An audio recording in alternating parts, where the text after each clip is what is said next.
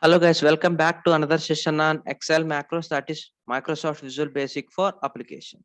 In this video, we are going to learn a range functionality. So basically range functionality is used to update some value into the Excel file, or we can also retrieve the value from Excel file by using a variable. So let's get started. Let's see we'll work on the range functionality with the help of an example.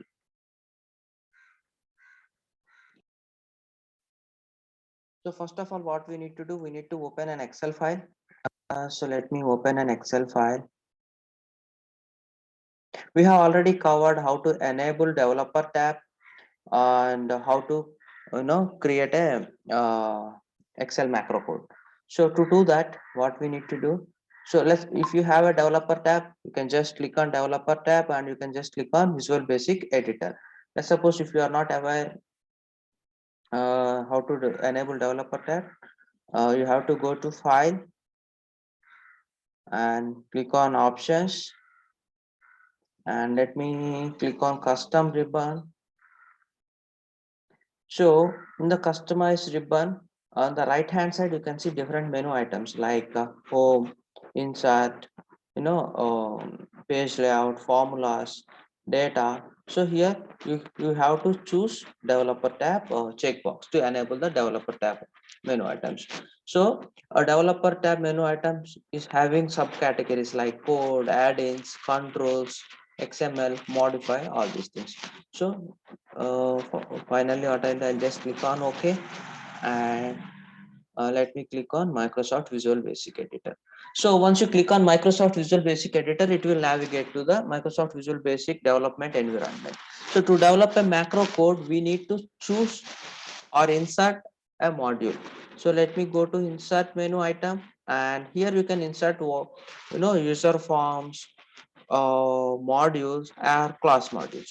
So we are going to discuss user forms and class modules and advanced concepts in the upcoming sessions. So in this video, we are going to focus on module and how to create a Excel macro code, and how to use range functionality with the help of an example. Okay, so once you click on insert module, you can see the module has been inserted, and the module name, by default the module name is module 1. If you want to rename the module name, you can just go to the properties menu item and you can rename the module 1, let's say range. Okay, I'll create a macro subroutine now. So to create a subroutine, we need to use sub keyword, and then you can provide your own custom macro name. In this case, I'll provide the custom name as demo2, and let me click on enter. Once you click on enter, it will automatically generate end close open and end braces as well as end sub functionality. So you can write your own custom code in between a sub and end sub. So today we are going to discuss on range functionality. So range. So range functionality is used to update some values in the Excel cells, or else you can also retrieve the value from the cells. Let's suppose I want to update A1 value as A1 dot value as ID, and I want to update range of B1 value. Now I want to update B1 value as name. So let me do B1 dot value is equal to name. Similar way, I want to just provide a C1 value as age. So range of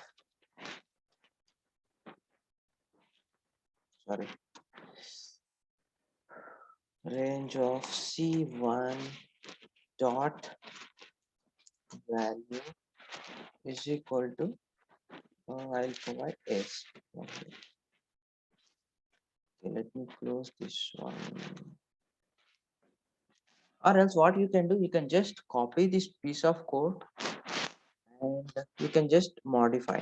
Let me paste it over here, and let me rename it to d1, and d1 I'll, let's say,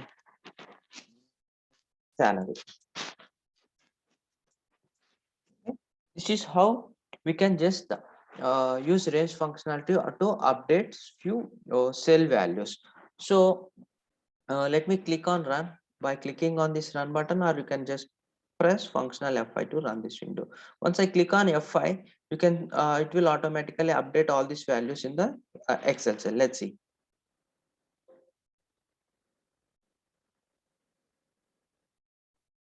Variable. So I've got an error. So let me check.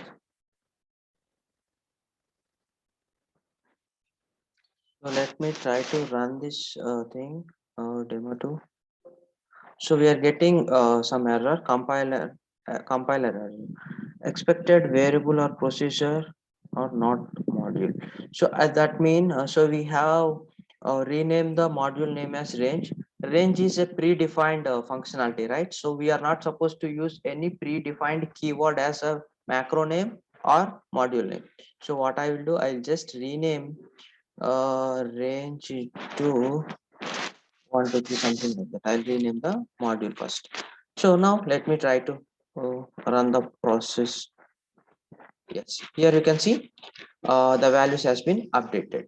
Let's suppose I want to clear, then what I'll do, I'll just update with the empty. So if you pass a empty double quotations, that means it will clear all the existing updated values. Here you can see A1 value as ID, and B1 value as name, and C1 value as age, and D1 value as salary. Now what I'll do, I am going to clear all this content.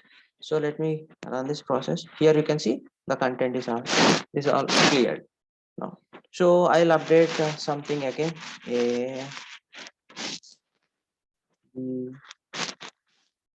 C. So let me click on run. You can see the values has been updated. So this is how we are going to update the specific values in a range functionality. So we have already covered how to display message by using message box, how to record a macro, and how to modify the recorded macro code. And now we are learning a range functionality. These are all the basic fundamentals in the Excel macro. We are going to learn advanced concepts and automation processes by using Excel Visual Basic Code only. So please try to practice all these scenarios and let me know if you face any issues. Please drop a message in the comment section. I'll try to help you and if required, I can share the required details and solutions. Okay, so mm, this is how we are going to update the values. Let's suppose I want to retrieve the data from the specific cell. What I can do, I'll use the same range functionality to retrieve the data. So let me provide some information in the cell. Okay, so let me clear the existing data. I'll update ID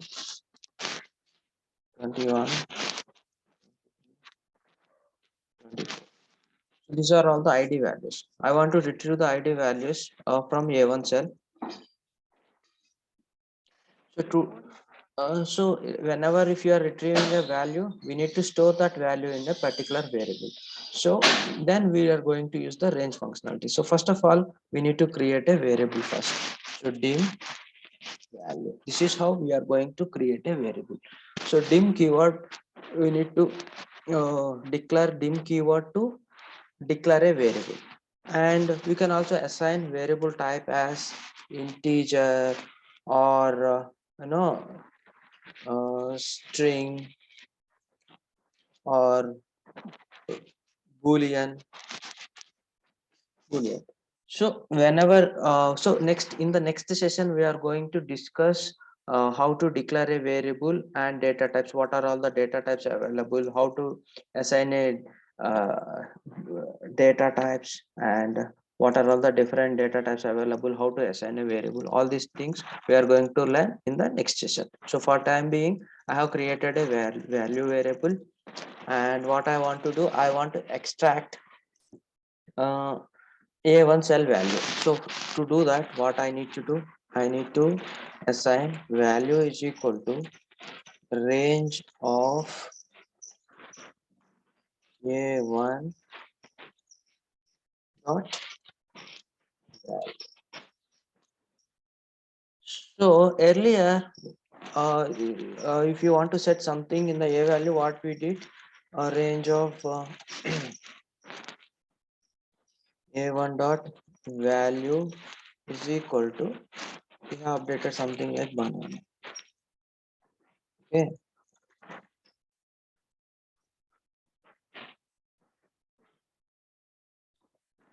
so the difference between assigning a value and retrieving a value, uh, the value in the right hand side, then you are going to assign something to a value. So let's suppose if the range of a1 dot value in the right hand side, we are going to assign this value to a variable. So let's see. So let me remove this step and let me use message box to display the a1 cell value. msg box value. So let me click on run button. So here you can see the macros pop-up window. So here our macro name is demo2. So let me click on run button to run this macro. So here you can see the message box pop-up window, it's stating that id. So that means a1 cell value is id. So I will not change anything in the code. What I will do, I will change the a1 cell value as name. So let me go to window and let me click on run button again. Here you can see the value is name. I'll update the a1 value as salary now, and let me go to this to window and let me click on run button. So you can see the A1 cell value is updating dynamically. This is how in the real time scenarios you want to retrieve some specific cell value dynamically. Yes, you can retrieve the specific cell value dynamically, or else if you want to assign some specific data uh, to the specific cell value dynamically. Those are all things we are going to learn in the upcoming session and real time scenarios. So now I want to update a range of values. So as of now, we have updated a single cell value and we have retrieved a single cell value. But if you want to update multiple cell values with the same data, okay, a range of A1. So from A1 to, I want to update till C10. C10. I want to update as,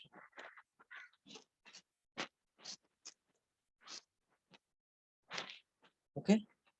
So now you will see. Let me run this step. You can see the difference. So here we have A1, A2, A3, A4 cell values will already updated with the salary details. Now I want to run this process. Now I want to update from A1 to C10 range. So A1 to C10 range is nothing but from here to here. So this is the range of A1 to C10. Let's see. So I want to update some value. Oh, let me click on run button. Here you can see those values has been updated in the Excel file. I hope you are clear with the range functionality, how to update and how to retrieve the data, how to update single value and multiple values, how to retrieve the data by using a range functionality. That's all for today. Hope you like this video. Please subscribe and click on bell icon. Then you will never miss whenever I upload a new video or series on Excel macros. We are going to learn advanced concepts and IE automation by using Excel macros. In the next session, we are going to learn how to declare a variable and what are all the data types available in Excel macros, if conditions, loops, and real-time scenarios. Thank you.